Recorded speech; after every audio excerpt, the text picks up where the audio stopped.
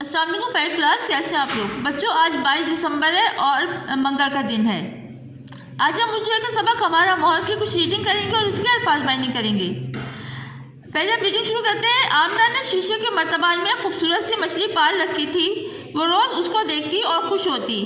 ایک دن اس نے اپنی امی کو دوپٹہ رنگتے ہوئے دیکھا تو اسے وہ رنگ بہت پسند آیا۔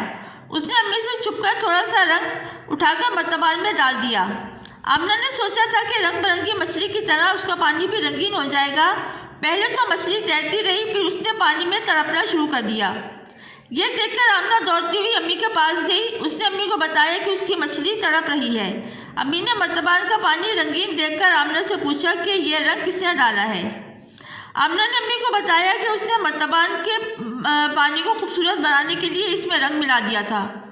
امی نے فوراً مرتبان کا پانی تبدیل کر کے اس میں صاف پانی ڈال دیا۔ چند لمحوں بعد جب مچھلی پہلے کی طرح تیرنے لگی تو آمنہ کے چہرے پر خوشی چھا گئی۔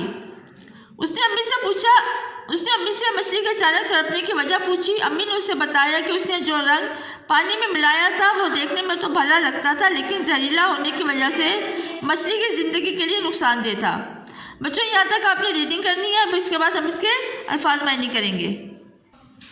الفاظ معنی ہے: مرتبان، شیشے کا برتن، ماحول، ارد گرد کا علاقہ، آلودہ، گندا، سہولت، آسانی، خارج ہونا، باہر نکلنا، بنجر، ویران، فکر مندی، پریشانی، مسلسل، لگاتار، زراعت، کھیتی باڑی، خراب، غلط۔ بچوں، یہ کام آپ نے کاپی پر کرنا ہے اور اس کو اچھی طرح سے یاد بھی کرنا ہے۔